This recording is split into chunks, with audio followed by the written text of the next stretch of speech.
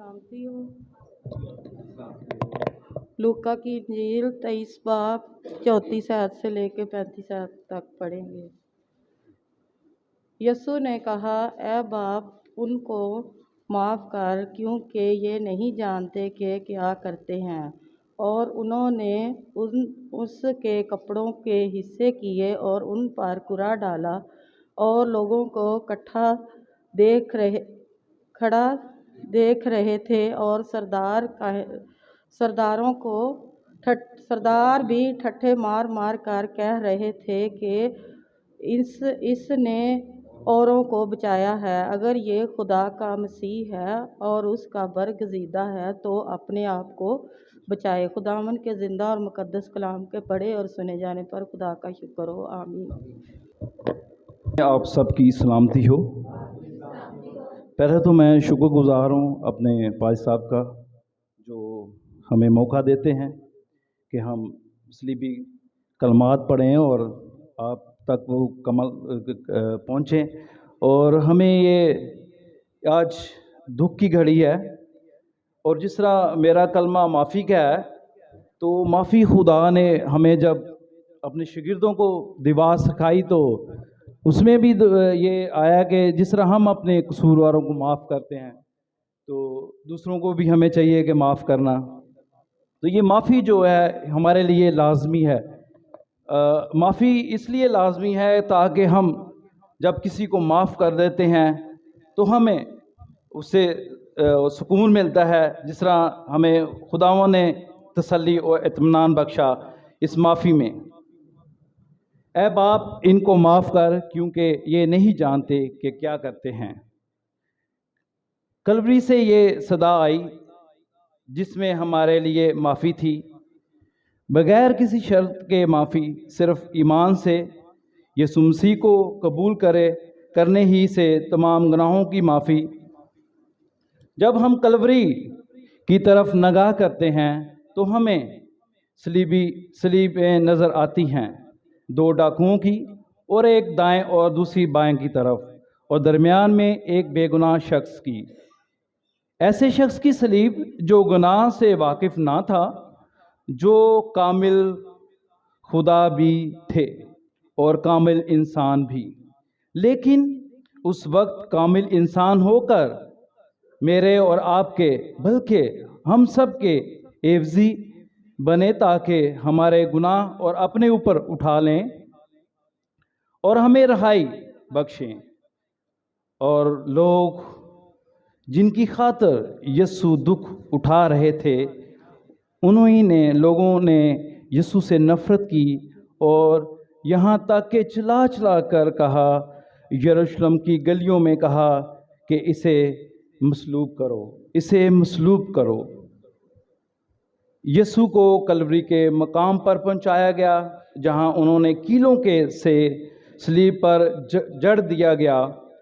वो हमारी खातर लानती मौत मरे थे, और ताकि हम गुनाह की लानत से छुड़ाएं, क्योंकि सलीबी मौत लानती मौत थी। इंसानी हाथों ने सलीब को बनाया, इंसानी हाथों ने यीशु मसीह के हाथ और पांव सलीब पर जड़े, इंसानी हाथों ने सलीब को खड़ा किया, लेकिन इसके पीछे खुदा का हाथ था।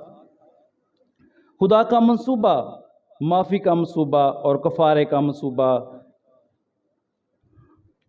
एक बेगुनाह शख्स सलीब पर, जिस पर सारी रात मुकदमे होते रहे और उन पर 6 झूठे मुकदमे हुए, उन्हें मारा गया, उन्हें सताया गया, सर पर कांटों का ताज पहनाया गया और उनके कंधों पर भारी सलीब रखी गई, और वो लड़खड़ाए हुए कलवरी तक पहुँचे, जहाँ उनके हाथ पांव कीलों के साथ जड़े गए।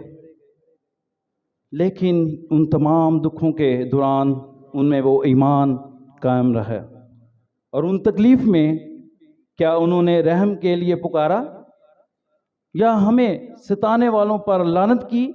नहीं, बल्कि इलाही मोहब्बत की वजह से जो वो अपने अंदर रखते थे, अपनी तकलीफ़ को भूलकर उनके लिए दुआ करने लगे। انہیں دکھ نہیں تھے دکھ دے رہے تھے، اور یسوع نے ہمیں یوں تعلیم دی، لیکن میں تم سے یہ کہتا ہوں کہ اپنے دشمنوں سے محبت رکھو اور ستانے والوں سے کے لیے دعا کرو۔ یسوع مسیح نے اس تعلیم پر خود بھی عمل کیا اور پیشن گوئی کو پورا کیا، اور خطا کاروں کے ساتھ شمار کیا گیا تو بھی اس نے بہتوں کے گناہ اٹھائے اور خطا کاروں کے لیے شفاعت کی۔ یہاں ہم عظیم محبت کا تصور دیکھتے ہیں۔ دشمنوں کو بغیر شرط کے معاف کیا، اپنے ستانے والوں کے لیے باپ سے بھی درخواست کی کہ انہیں معاف کر دے۔ وہ ہاتھ جو شفا دیتے تھے، وہ اپنے پاؤں جو انہیں جگہ جگہ لے کر جاتے تھے تاکہ وہ لوگ رہائی پائیں، اور اب صلیب پر کیلوں سے جکڑے ہوئے تھے، لیکن یسوع کا ایمان اور ان کی دعائیں جکڑی ہوئی نہیں تھیں۔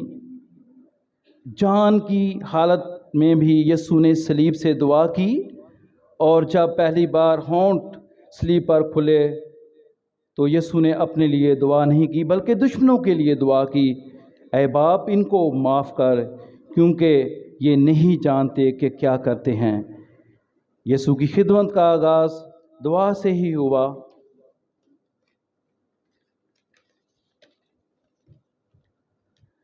کلوری پر اختتام بھی دعا سے ہوا۔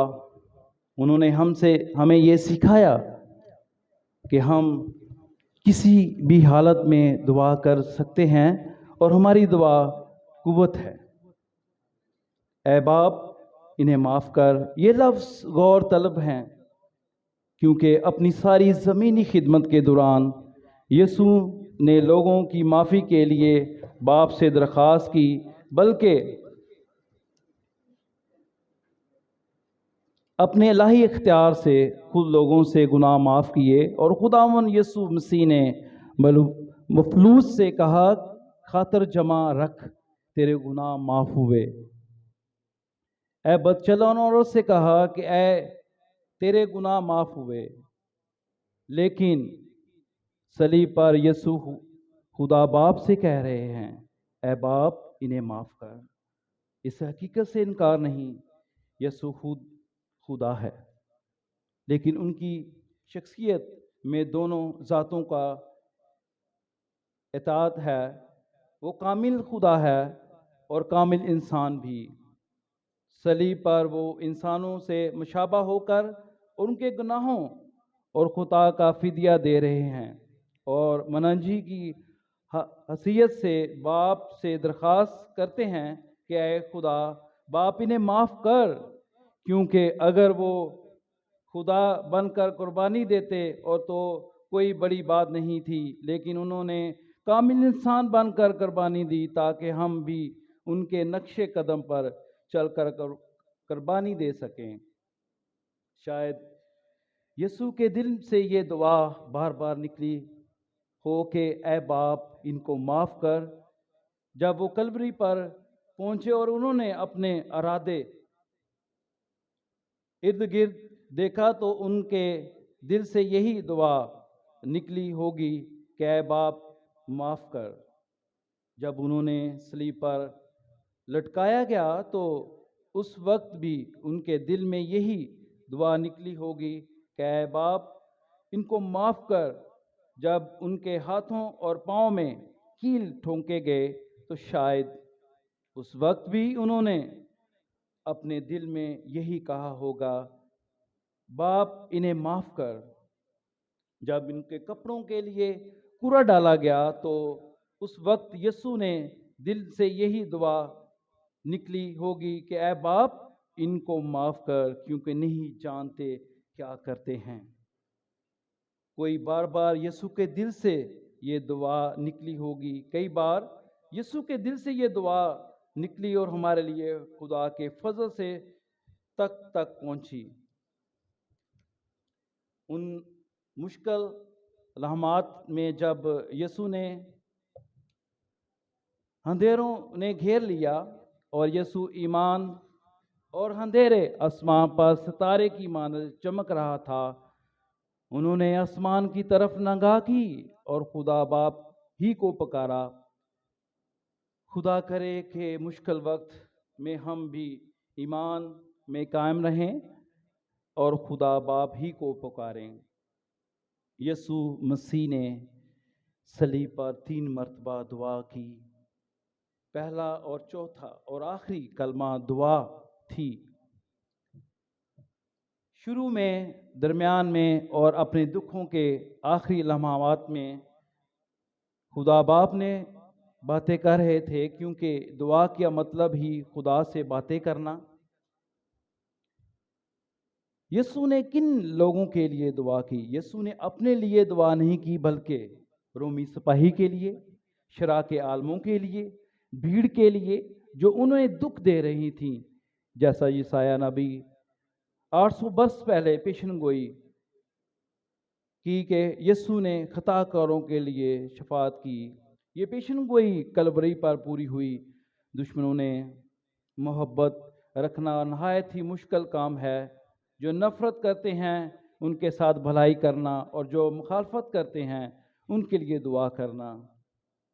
ہاں، یہ مشکل تو ہے، لیکن اگر ہم ایک لمحہ کے لیے کلوری کی طرف نگاہ کریں تو ہمیں یسوع کی صورت نظر آتی ہے، جو ہمارے لیے اپنی جان دے رہے ہیں، اور جان کی حالت میں بھی اپنے دشمنوں کے لیے دعا کر رہے ہیں۔ ہم بھی اگر یسوع کے نقش کے قدم پر چلیں تو ہم دشمنوں کے لیے معاف کر سکتے ہیں اور ان کے لیے دعا بھی کر سکتے ہیں۔ ایسا کرنے سے ہم ان کے تمام برکات کو حاصل کر سکتے ہیں جن کا خدا باپ نے اپنے کلام میں وعدہ کیا ہے۔ سمسون نے دشمنوں کو تباہ کرنے کے لیے قوت مانگی، اور استفنس نے پہلے اپنے لیے دعا کی اور پھر دشمنوں کے لیے، لیکن یسوع نے سب سے پہلے اپنے دشمنوں کے لیے دعا کی۔ دعا کا آخری حصہ، وہ انہیں جانتے تھے کہ کیا کرتے ہیں۔ یسوع کا یہ مطلب نہیں تھا کہ وہ اس بات سے نا واقف تھے کہ وہ یسوع کو مصلوب کر دیں۔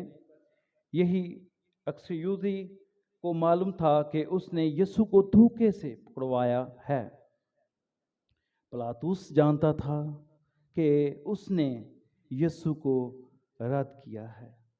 بھیڑ جانتی تھی کہ انہوں نے یسوع کا خون مانگا ہے۔ رومی سپاہی جانتے تھے کہ انہوں نے یسوع کے ہاتھوں میں، پاؤں میں کیل ٹھونکے ہیں۔ وہ یہ سب تو جانتے تھے، پھر یسوع نے کیوں کہا کہ وہ نہیں جانتے کہ کیا کرتے ہیں؟ کیا وہ نہیں جانتے تھے؟ وہ یہ جانتے تھے کہ کس کو مصلوب کر رہے ہیں۔ وہ صلیب کو فضل سے تو واقف تھے، لیکن اس کی نجات سے بے خبر تھے۔ تاریخ گواہ ہے کہ وہ جنرل تیتس، جو شاہد نے مشرق کے بھائی تھا، اور یہ یروشلم حملہ کیا اور اسے تباہ کیا، اور تیسری ہیرودیس ہیکل کو برباد کیا، اور نتیجہ یہ ہوا کہ بنی اسرائیل خود مختاری جاتی رہی اور ساری دنیا پرگندہ ہو گئے، جو تقریباً 1900 برس رہی۔ جرمنی میں ہٹلر نے بھی لاکھوں یہودی شہید کیے، لیکن جب وہ خدا کے حضور رد کیے گئے تو 1948 کو بھی ان میں اپنا ملک واپس ملا، اور ان کے سزا ملی کہ خدا منسوخ کو رد کیا اور برابا ڈاکو کو مانگ لیا۔ جب ہم برابا کو مانگتے تو عالمگیر دہشت گردی اور بد امنی شرح ہو جاتی، مگر جب ہم یسوع کو مانگتے ہیں تو عالمگیر امن میں برکتیں شروع ہو جاتی ہیں۔ حالانہ یسوع نے اپنی خدمت کے دوران اس لیے موضوعات کیے جو کوئی انسان نہیں کر سکتا تھا، لیکن نبوتوں کا پورا ہونا ضروری تھا۔ وہ اپنوں میں آیا، اپنوں نے اسے قبول نہ کیا، کیونکہ ان کی روحانی آنکھیں گناہ کے سبب سے بند تھیں۔ کیا یسوع کی اس دعا کا بھی کبھی جواب آیا؟ یسوع کی دعا کا یہ مطلب تھا کہ اے باپ، انہیں موقع دے کہ خوشخبری کو سنیں اور سچائی کو جانیں اور توبہ کر کے رجوع لائیں۔ اگر یسوع یہ شفاعت کرے تو خدا کا قہر ان لوگوں پر ٹھہر جاتا۔ یسوع کی اس دعا کا جو آیا کیونکہ دشمنوں نے بھی اقرار کیا کہ خدا کا بیٹا ہے۔ پس صوبیدار اور اس کے ساتھ یسوع کی نگہبانی کرتے بھونچال اور تمام ماجرا دیکھ کر بہت ڈر کر کہنے لگے، بے شک یہ خدا کا بیٹا تھا۔ یہ ماجرا دیکھ کر صوبیدار بھی خدا کی تمجید کی اور کہا، بے شک یہ آدمی راست باز تھا۔ اور جو صوبیدار اس کے سامنے کھڑا تھا، اس نے خدا سے یوں دم دیتے ہوئے دیکھ کر کہا، بے شک یہ آدمی خدا کا بیٹا ہے۔ یسوع کی دعا جواب پینتیکوس کے روز بھی آیا، جب شاگرد اکٹھے تھے اور روح القدس ان پر نازل ہوا، اور پطرس نے روح القدس سے قوت پائی اور دلیر ہو کر ہزاروں میں گواہی دے کر کہا، اے اسرائیلیو، جس یسوع کو تم نے بے شرع لوگوں کے ہاتھوں مصلوب کر دیا، اسے خدا نے جلایا، کیونکہ ممکن تھا کہ وہ موت کے بندھن میں رہتا۔ اور اس کی گواہی کے بعد 3000 لوگ نے ایک ہی وقت میں یسوع کو قبول کیا۔ آپ سوچ سکتے ہیں کہ یہ کیسے ہوا ہوگا۔ ایک شخص پطرس کے پاس دوڑا آیا ہوگا اور یہ کہا ہوگا کہ میں نے یسوع کو ستایا تھا، کیا میرے لیے کوئی امید ہے؟ پطرس نے جواب دیا ہوگا، توبہ کر اور ایمان لا تو نجات پائے گا۔ دوسرے نے کہا ہوگا کہ میں نے یسوع کے منہ پر تماچا مارا تھا، کیا میرے لیے بھی کوئی امید ہے؟ اسی طرح تیسرے نے بھی کہا ہوگا کہ میں نے یسوع کے سر پر کانٹوں کا تاج رکھا۔ اور کوئی کہتا ہوگا کہ میں نے ان کی داڑھی نوچی تھی، اور کوئی یہ کہ میں نے ان کے ہاتھوں پاؤں میں کیل ٹھونکے تھے۔ یہ سب پطرس کے پاس آئے ہوں گے کہ کیا ہمارے لیے کوئی امید ہے؟ پطرس نے کہا ہوگا، اگر تم یسوع کے کفارے پر ایمان لاؤ تو یقیناً بچ جاؤ گے۔ جنہوں نے یسوع کو مصلوب کیا وہ جانتے نہ تھے کہ کیا کرتے ہیں، لیکن جب ہم اپنی زندگی کے بارے میں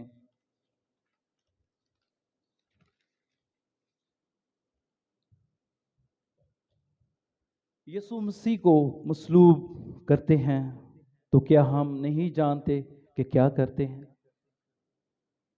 ہم آپس میں محبت نہیں رکھتے، ہمارے آپس میں جھگڑے ہوتے ہیں، ہم ایک دوسرے کو معاف نہیں کرتے اور خدا کے وفادار نہیں رہتے، تو ہم یسوع کو اپنی زندگی مصلوب کرتے ہیں۔ ہم کب تک زندہ یسوع کو کلوری پر رکھیں گے اور انہیں رد کرتے رہیں گے؟ وہ کب تک یوں ہی کہتے رہیں گے کہ اے باپ ان کو معاف کر، کیونکہ یہ نہیں جانتے کہ کیا کرتے ہیں۔ یسوع آج بھی ہمارے شفاعت کے لیے زندہ ہیں۔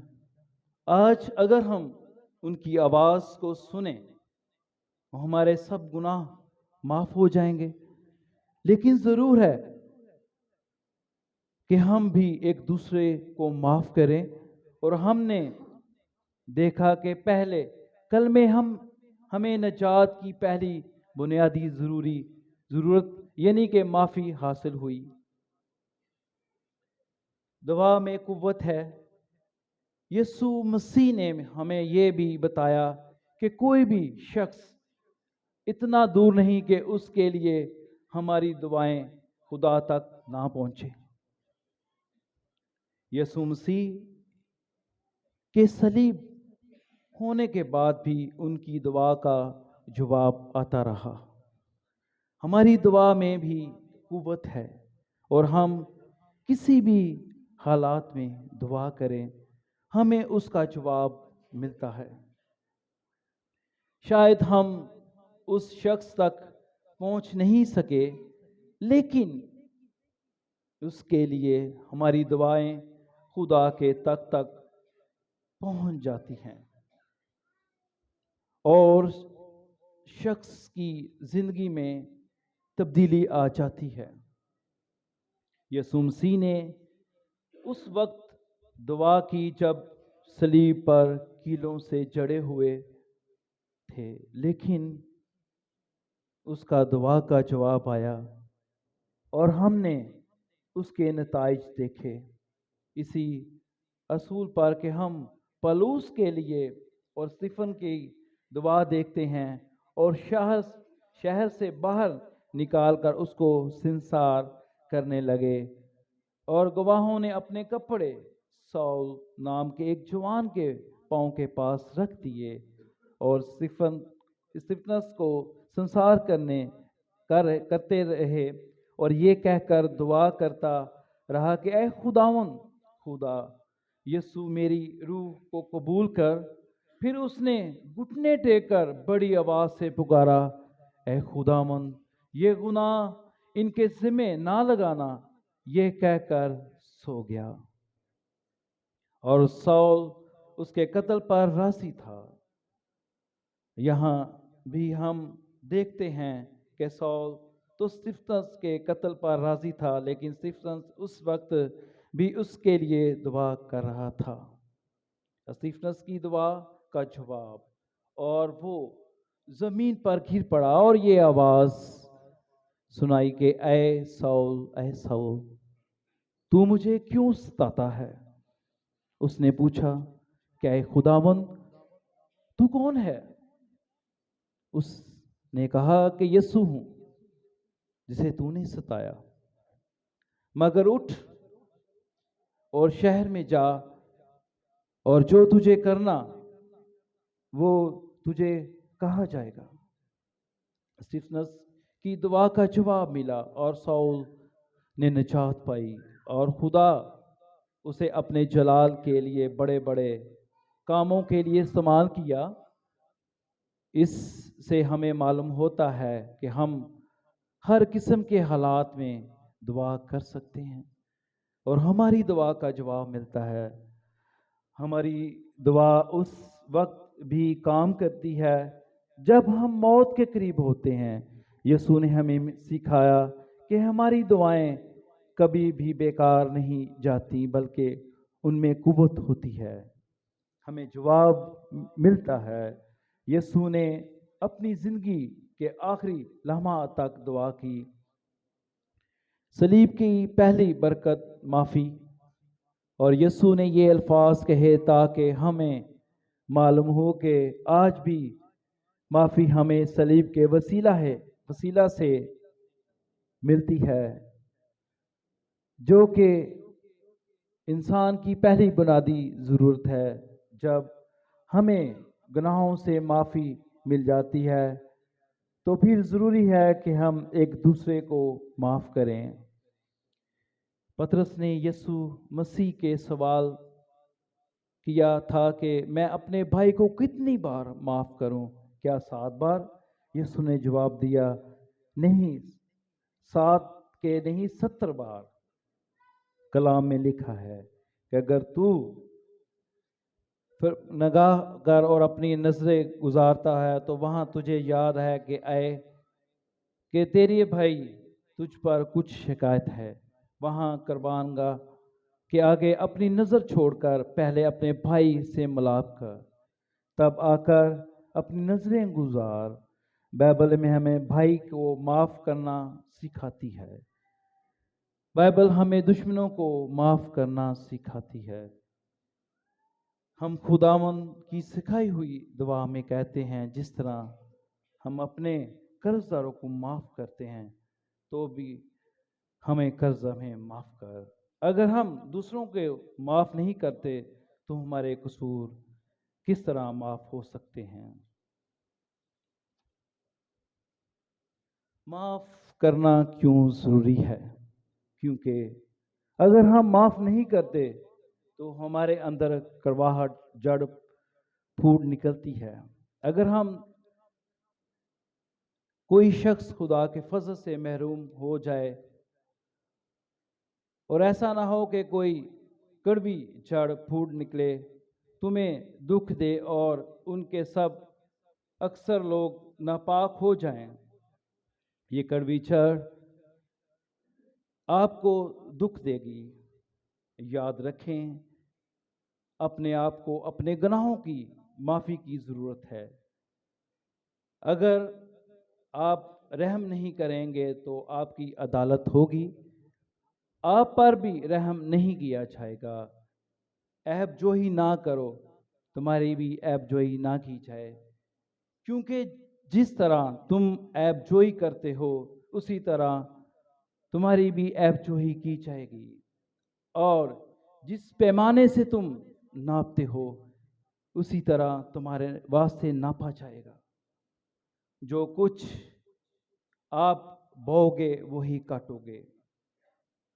روح القدس رنجیدہ ہوتا ہے اور خدا کا برکت رک جاتی ہے اور نہ معافی کی روح روحانی بیداری کو رکاوٹ ہے۔ نہ معافی کا بیج اپنے اندر نہ بوئیں، کیونکہ پھر آپ اسی کی فصل کاٹیں گے اور اسی کا پھل کھائیں گے جو کہ کڑوا دار ہوتا ہے۔